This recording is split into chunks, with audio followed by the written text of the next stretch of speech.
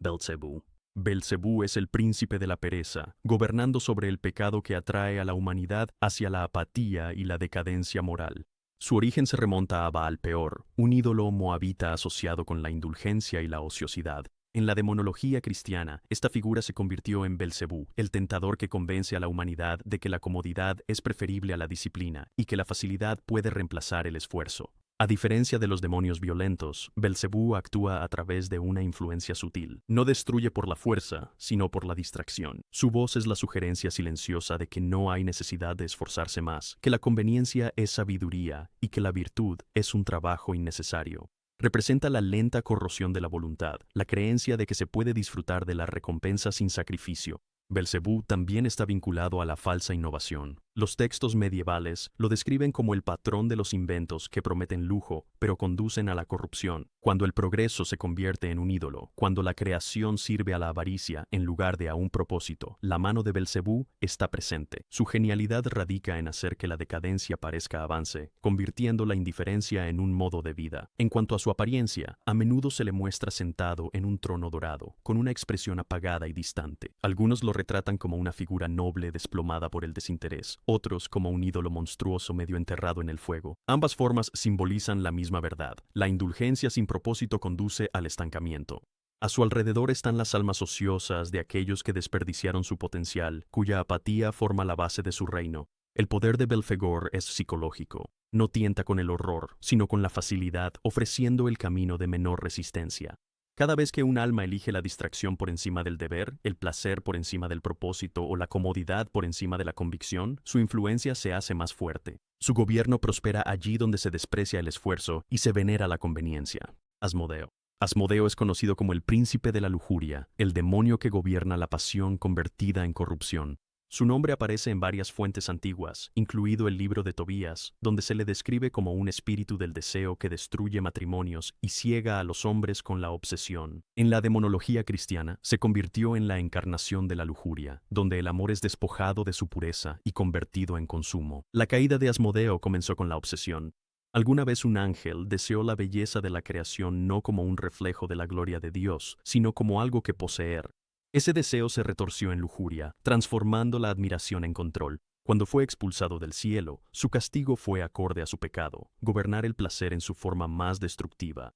En el infierno, se convirtió en el corruptor de la intimidad, transformando la unión divina en un deseo egoísta. A diferencia de otros demonios, Asmodeo suele aparecer como alguien encantador y elegante. Su belleza está destinada a engañar. Textos antiguos lo describen con 3 cabezas, la de un hombre, un carnero y un toro, simbolizando el deseo, la terquedad y el instinto animal. Monta un dragón y porta una lanza, símbolo de dominación y poder. Su forma refleja la naturaleza misma de la lujuria, atractiva desde lejos, pero monstruosa al acercarse. La influencia de Asmodeo llega a donde el deseo se convierte en adicción.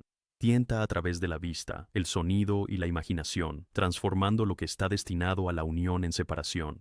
Sus víctimas a menudo creen que persiguen el amor, cuando en realidad solo sirven a su propio anhelo. En esto, Asmodeo revela una de las mentiras más antiguas del infierno, que el placer puede reemplazar la santidad. También se le asocia con la astucia y la manipulación. Muchos escritos lo retratan como inteligente y persuasivo, capaz de ofrecer conocimiento prohibido a cambio de devoción. Sus tratos no son de poder, sino de rendición, de hacer del corazón humano un esclavo de su propio apetito. El gobierno de Asmodeo no es ruidoso ni violento, es seductor y tranquilo.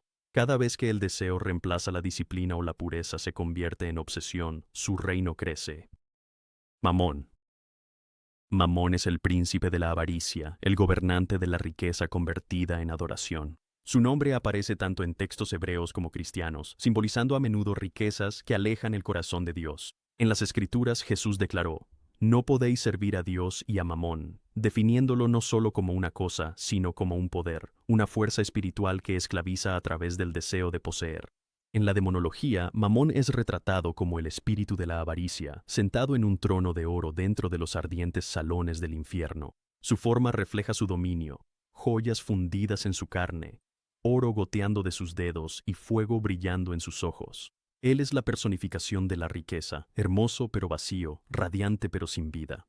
Su reino está lleno del sonido de monedas tintineando y del silencio de las almas que lo cambiaron todo por un tesoro. La tentación de Mamón no es la riqueza en sí, sino la adoración de ella. Él persuade a los humanos de que la comodidad, el control y el estatus pueden llenar el vacío del alma. Bajo su influencia, la generosidad se vuelve necedad, la gratitud se convierte en codicia y la seguridad en obsesión. Seguir a Mamón es servir a la riqueza como a un dios, creyendo que el dinero puede otorgar el poder que solo la fe puede dar. En los primeros escritos cristianos, Mamón es descrito como un ángel caído que alguna vez admiró más las calles doradas del cielo que la presencia de Dios. Cuando fue expulsado, reconstruyó esa gloria en el infierno, decorando su reino con tesoros interminables que arden pero nunca satisfacen. Su castigo refleja su pecado, posesión eterna sin paz. El poder de Mamón prospera de maneras sutiles, en la envidia entre vecinos, en la corrupción dentro del comercio, en la interminable búsqueda de más. Su voz susurra que el valor se mide en la posesión y que la ganancia puede justificar cualquier pérdida. Sin embargo, bajo cada promesa yace la ruina, porque la riqueza de Mamón siempre exige el alma como pago. Donde la avaricia reemplaza a la gratitud, Mamón reina como rey, Leviatán. Leviatán es el príncipe de la envidia y la personificación del caos dentro del dominio del infierno. Su nombre se origina en las escrituras hebreas, donde se le describe como una monstruosa serpiente marina de inmenso poder que habita en las profundidades de las aguas. En el libro de Job, Leviatán es retratado como una bestia indomable, feroz y orgullosa, un símbolo del poder inigualable de Dios. Escritos demonológicos posteriores lo transformaron en uno de los 7 príncipes del infierno, guardián del abismo y gobernante de la envidia. En su forma infernal, se dice que Leviatán posee el cuerpo de un dragón, escamas de hierro y ojos como esmeraldas ardientes. Su tamaño es inconmensurable, envolviendo los mares del infierno como una frontera viviente. Mientras otros príncipes tientan la mente, Leviatán consume el alma con celos. Su presencia enciende el pensamiento de que lo que otros tienen debería ser nuestro, corrompiendo la admiración en resentimiento. Él es el susurrador de la comparación, la voz invisible detrás de cada mirada envidiosa. El pecado de Leviatán radica en convertir la belleza en amargura. Hace que uno desprecie las bendiciones ajenas en lugar de buscar las propias. En las Escrituras, la envidia se describe como carcoma de los huesos. En el infierno, se convierte en el mismo fuego que alimenta las aguas de Leviatán. Quienes se entregan a los celos son arrastrados por sus corrientes, ahogándose en el deseo interminable de lo que no pueden poseer. Aunque es la fuerza bruta encarnada, el intelecto de Leviatán es igualmente peligroso. Los teólogos escribieron una vez que él utiliza la envidia para sembrar división entre ángeles, naciones e incluso los justos. Sus estrategias son sutiles, sembrando comparación entre amigos, rivalidad entre líderes y descontento en cada corazón que se siente ignorado. A través de esto, esparce el caos, porque la envidia nunca construye, solo destruye. En la jerarquía del infierno, Leviatán se erige como el guardián de las puertas, un vigilante que asegura que los condenados nunca escapen. Sus espirales envuelven los mares infernales, su rugido sacude los cimientos del abismo. Donde reinan los celos y la paz se disuelve en rivalidad, la sombra del Leviatán está cerca. Lucifer. Lucifer es el príncipe del orgullo, el primero entre los caídos y el origen de la rebelión misma. Su nombre significa portador de luz, un título que en su día era apropiado para el más radiante de los ángeles. Antes de su caída, Lucifer ocupaba la posición de gloria entre las huestes celestiales, adornado con belleza, sabiduría y autoridad. Sin embargo, el orgullo corrompió lo que era perfecto. Él no deseaba simplemente servir a Dios, sino rivalizar con Él, sentarse en el mismo trono, recibir la misma adoración, ser la fuente de la luz en vez de su reflejo. En el libro de Isaías, su caída se recoge en las palabras: «¿Cómo has caído del cielo, oh Lucifer, hijo de la mañana?» Esta caída no fue una batalla de fuerza, sino de corazón. Su orgullo transformó la obediencia en desafío y la admiración en envidia. Cuando condujo a un tercio de los ángeles a la rebelión, se convirtió en el primer pecador, el modelo para todos los que se exaltan por encima de su Creador.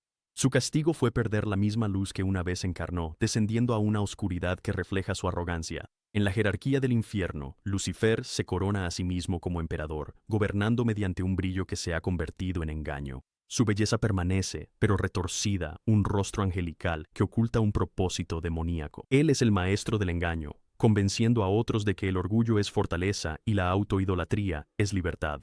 Su rebelión no terminó con su caída. Continúa en cada alma que rechaza la humildad, creyéndose autosuficiente y por encima de la ley divina. El pecado de orgullo de Lucifer es la raíz de todos los demás. De él surgen la avaricia, la lujuria, la envidia y la ira.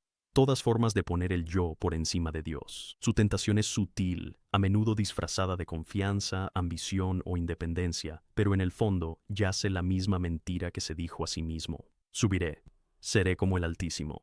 Él es a la vez gobernante y prisionero de su propio reino, brillante, desafiante y eternamente caído.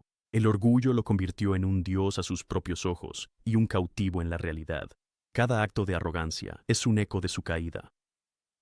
Belcebú.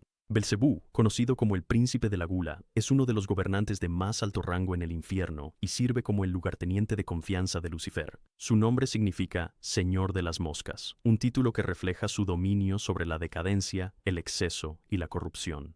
Originalmente un ser celestial de gran inteligencia y belleza, Belcebú cayó en desgracia cuando su apetito por el poder y la indulgencia superó su reverencia por Dios. Su caída refleja su pecado, devorando sin control hasta que no queda nada puro.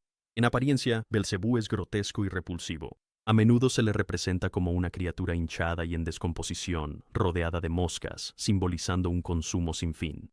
En algunos relatos, adopta la forma de un insecto monstruoso con enormes alas y un hedor que enferma incluso a otros demonios. Su gula no se limita a la comida. Se extiende a todas las formas de exceso, placer, lujo e incluso al hambre de almas. Consume sin cesar, pero nunca se sacia, encarnando la futilidad de la indulgencia sin propósito. La tentación de Belcebú actúa a través de la promesa de satisfacción. Susurra que la plenitud se encuentra en la abundancia, que la comodidad puede borrar el dolor y que más siempre es mejor. Bajo su influencia, el deseo se convierte en adicción y la necesidad en codicia. Se alimenta del exceso humano, convirtiendo los momentos de placer en ciclos de dependencia. En su reino, los banquetes nunca terminan, pero la alegría está ausente. Es un festín de hambre interminable. En algunas tradiciones, Belcebú también representa la corrupción dentro del liderazgo y la religión. Su gula por el control refleja su papel como segundo al mando en el infierno, un gobernante que consume la autoridad con el mismo entusiasmo con el que consume la materia. Se dice que su corte es un páramo de excesos, donde nada crece, un reflejo de cómo el apetito desmedido destruye el alma. El pecado de Belcebú es el anhelo interminable de más poder, más comodidad, más placer, sin gratitud ni moderación. Él es el patrón de todo deseo que se convierte en ídolo, de todo apetito que devora a su propio dueño. Donde la satisfacción nunca es suficiente, Belcebú reina, Satanás. Satanás es el príncipe de la ira, el adversario cuya furia arde tanto contra el cielo como contra la humanidad. Su nombre significa el acusador o el opositor, definiendo su papel eterno como enemigo de toda rectitud.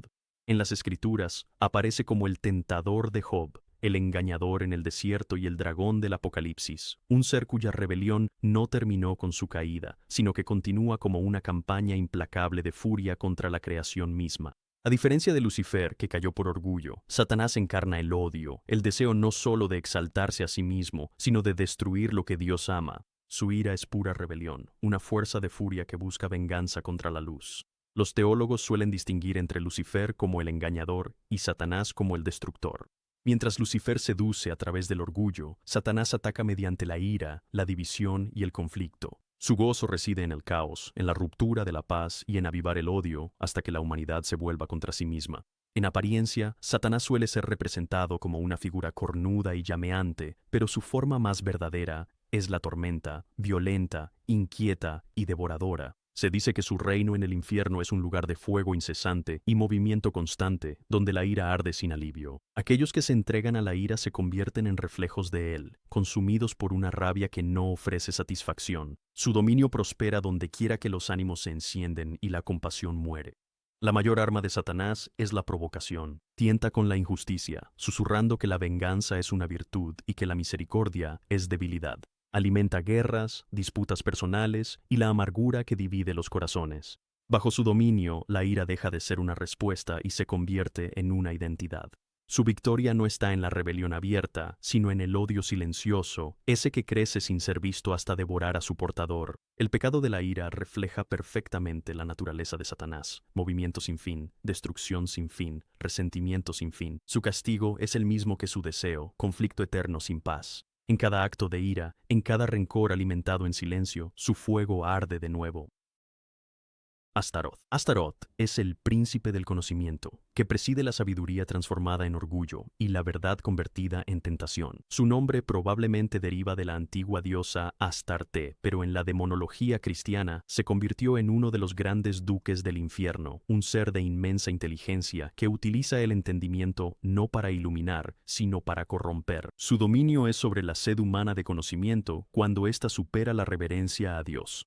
Alguna vez, un ángel de alto rango, Astaroth, sirvió entre los serafines, seres más cercanos a la presencia divina, pero llegó a sentirse insatisfecho, creyendo que la sabiduría divina no debía pertenecer únicamente al Creador. Su curiosidad se transformó en rebelión y se unió al levantamiento de Lucifer, afirmando que la iluminación debía compartirse sin restricciones. Expulsado junto con los demás rebeldes, convirtió su brillantez en un arma, enseñando a la humanidad artes y ciencias prohibidas. En el infierno, el conocimiento de Astaroth es vasto, pero cada revelación que ofrece lleva consigo una maldición oculta. A menudo se le describe como una figura pálida y elegante montando un dragón, sosteniendo una serpiente en una mano, símbolo de la tentación a través del intelecto. Su belleza y su actitud serena ocultan su verdadero peligro. A diferencia de otros príncipes, no seduce mediante el placer o la ira, sino a través de la razón. Convence a los sabios de dudar, a los fieles de cuestionar y al buscador de olvidar la humildad. Para Astaroth, la fe sin evidencia es necedad, y el conocimiento sin límites es libertad. En realidad, ambos son trampas. A lo largo de la historia, los escritos ocultistas han llamado a Astaroth el maestro de las cosas prohibidas. Ofrece conocimiento sobre astronomía, lenguas y los misterios del universo, pero siempre a costa de la decadencia espiritual. Quienes lo invocan encuentran iluminación mezclada con desesperación, pues su sabiduría aísla en vez de unir. Expone la verdad despojada de misericordia, fría, absoluta e insoportable. El pecado de Astaroth no es la ignorancia, sino la arrogancia a través del intelecto. Él es la voz que dice, puedes entenderlo todo, por lo tanto no necesitas a Dios. En toda época, su influencia prospera allí donde se busca el conocimiento sin humildad y se valora la verdad más que la virtud. Lilith. Lilith se distingue de los príncipes del infierno como su reina, una encarnación de la rebelión, la independencia y el deseo desenfrenado. Sus orígenes preceden a la caída de Lucifer, remontándose a antiguas tradiciones judías, donde se la describe como la primera esposa de Adán. Según estos escritos, Lilith se negó a someterse a la autoridad de Adán, declarándose su igual. Su desafío la llevó a abandonar el Edén en vez de vivir en sumisión, y por ese acto fue condenada y transformada en un demonio. En la tradición demonológica, Lilith simboliza la corrupción de la libertad en desafío. Lo que comenzó como una demanda de igualdad se transformó en odio al orden y resentimiento hacia la propia creación. Expulsada, se convirtió en la madre de los demonios y la engañadora de la humanidad. Su pecado no es simplemente la lujuria o el orgullo, sino la rebelión nacida de la negativa a obedecer la estructura divina. La historia de Lilith suele contarse como una advertencia de que la libertad sin humildad se convierte en destrucción. En la jerarquía del infierno, a veces se describe a Lilith como la consorte de Lucifer, reinando sobre las mujeres condenadas que comparten su desafío. Se dice que su reino es el dominio de la noche, lleno de susurros e ilusiones. A diferencia de los príncipes violentos, su arma es la seducción, tanto física como espiritual. Se aprovecha de quienes se sienten oprimidos o ignorados, ofreciendo una liberación que solo conduce a la esclavitud. Textos antiguos describen su belleza como perfecta pero aterradora. Sus ojos brillan con inteligencia, su voz es suave pero autoritaria. Puede aparecer como consuelo, pero su toque drena la vida. A los de voluntad débil les ofrece empoderamiento, a los orgullosos, validación. En cada época, adapta su imagen a los deseos de aquellos a quienes tienta. Lilith representa la rebelión disfrazada de rectitud. Su fuerza radica en convencer a la humanidad de que la sumisión al orden divino es opresión y que la desobediencia es libertad. Cada corazón que rechaza la verdad por independencia repite su antigua elección, abandonar el paraíso por la ilusión del autogobierno. Paimon. Paimon es el príncipe de la autoridad, una figura regia que inspira tanto reverencia como temor entre los gobernantes del infierno. Su nombre aparece en grimorios medievales, como la llave menor de Salomón, donde se le describe como uno de los espíritus más obedientes y leales a Lucifer. A diferencia de muchos príncipes del infierno que reinan a través del caos o la tentación, Paimon gobierna mediante el orden, la estructura y el mandato. Su pecado radica en la adoración al poder y el orgullo del conocimiento utilizado para el dominio. Antes de su caída, se creía que Paimon era un ángel de sabiduría divina y armonía, pero llegó a enamorarse de la majestuosidad de la autoridad en sí misma. Lo que comenzó como un deseo de servir al orden de Dios se transformó en una ansia de gobernar. Tras la rebelión, su lealtad a Lucifer le valió una corona de mando infernal. Ahora gobierna legiones de espíritus, enseñándoles las artes de la persuasión, la ciencia y el conocimiento oculto. Su corte funciona como un oscuro reflejo de la jerarquía celestial, disciplinada, grandiosa y absoluta. A menudo, Paimon es representado montando un dromedario, rodeado de músicos cuyos fuertes trompetazos anuncian su llegada. Su apariencia es majestuosa, lleva una corona dorada y tiene el rostro de un hombre sabio. Este despliegue refleja su doble naturaleza, la majestad mezclada con la vanidad. Dondequiera que es invocado, trae consigo tanto orden como temor. Su voz, que se dice es atronadora, exige respeto, pero representa un peligro para los orgullosos que buscan su consejo. Quienes invocan a Paimon lo hacen en busca de conocimiento, influencia o dominio sobre otros. Él concede poder, pero al precio de la sumisión. Sus lecciones siempre atan al estudiante a la dependencia de su autoridad. Cuanto más control se obtiene, más esclavizado se vuelve uno al espíritu que lo concede. El pecado de Paimon no es el caos, sino el control. El deseo de reinar sin justicia. Él gobierna sobre aquellos que aman la jerarquía más que la santidad, y su castigo es el mando eterno sin paz. En todo sistema obsesionado con el poder y la obediencia, preside el espíritu de Paimon. Mefistófeles. Mefistófeles es el príncipe de la ambición, el astuto negociador del infierno y maestro de los contratos espirituales. Su nombre ganó prominencia a través de la leyenda de Fausto, donde apareció como el demonio que intercambia almas por conocimiento y poder. Aunque no es uno de los 7 príncipes originales, su influencia rivaliza con la de ellos, pues la ambición está en la raíz de casi todos los pecados. Mefistófeles representa la búsqueda de la grandeza a cualquier precio, la corrupción de la aspiración en obsesión. A diferencia de Lucifer, cuyo orgullo era cósmico, o Mammon, cuya avaricia es material, Mefistófeles actúa a través del intelecto y la persuasión. Ofrece tratos que parecen justos y lógicos, envolviendo la condenación en el lenguaje de la oportunidad. Su presencia es sutil, no ruge ni amenaza, sino que razona. A quienes ansían el éxito se les presenta como un consejero, guiándolos hacia sus deseos mientras silenciosamente los aleja de la rectitud. Cada promesa que hace contiene una cláusula oculta hasta que ya es demasiado tarde. En las representaciones clásicas, Mefistófeles aparece como un caballero refinado, elegante, articulado y extrañamente sereno. Su elegancia oculta su corrupción. Lleva consigo pergaminos de contratos infernales, cada uno escrito en la letra pequeña de la debilidad humana. A diferencia de otros demonios, no exige adoración ni temor, exige acuerdo. Una vez que el pacto está sellado, se convierte tanto en sirviente como en carcelero, concediendo cada petición mientras aprieta la cadena de las consecuencias. Teológicamente, Mefistófeles personifica la ambición separada de la humildad. Tienta sugiriendo que el poder es una recompensa del intelecto, no de la obediencia. Al alma ambiciosa le dice, te mereces más, y al cansado, puedes tenerlo todo, solo firma aquí. Su influencia alcanza a todo corazón que confunde el éxito con la salvación y el control con el propósito. Su castigo es negociar por siempre, regatear sin fin, pero nunca poseer. En el infierno está rodeado de ecos de promesas rotas y ambiciones no cumplidas. Cada alma que cambió la verdad eterna por un triunfo fugaz se sienta entre sus trofeos. Donde la ambición consume la conciencia, reina Mefistófeles, Belial. Belial es el príncipe de la anarquía, el espíritu de la inutilidad y la decadencia que encarna el rechazo total del orden. Su nombre aparece en el Antiguo Testamento como término para los malvados y rebeldes, aquellos que viven sin restricciones ni conciencia. Con el tiempo, Belial se personificó como un poderoso demonio que gobernaba las fuerzas de la anarquía y la corrupción moral. Mientras que Lucifer se rebeló por orgullo y Satanás por ira, Belial se rebela simplemente para destruir. Su credo es el caos. Su ley es la ausencia de toda ley. Según antiguos escritos, Belial fue uno de los primeros ángeles creados, pero también de los más rápidos en caer. Su desafío no nació de la ambición, sino del desprecio. Veía la autoridad divina como una debilidad y buscaba la libertad sin estructura. Arrojado al abismo, se convirtió en el corruptor de sistemas, políticos, morales y espirituales. Dondequiera que la justicia se erosiona y la disciplina desaparece, la presencia de Belial se fortalece. En apariencia, Belial es descrito como noble y arruinado a la vez, un reflejo de la dignidad convertida en degradación. Algunos grimorios lo representan como un ángel radiante cuya belleza permanece intacta, simbolizando el engaño a través de la apariencia.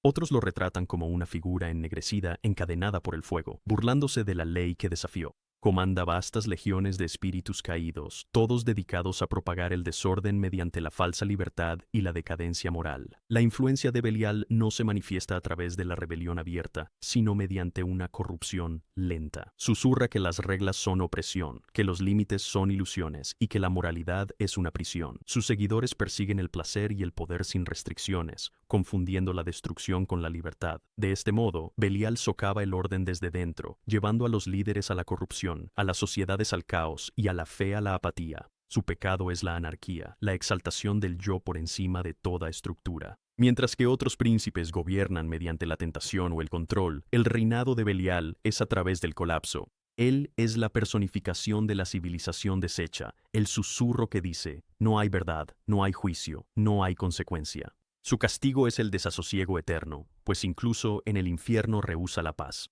Recuerda, estos príncipes del infierno no solo pertenecen a historias antiguas. Su influencia aún resuena en la cultura moderna, disfrazando la oscuridad como entretenimiento, poder y placer. Pero ¿hasta dónde llega esa influencia en lo que celebramos hoy en día? En el próximo video revelaremos en detalle todas las razones por las que los cristianos no celebran Halloween, de dónde provienen estos símbolos, lo que realmente dice la Escritura y por qué lo que parece inofensivo puede tener un significado mucho más profundo.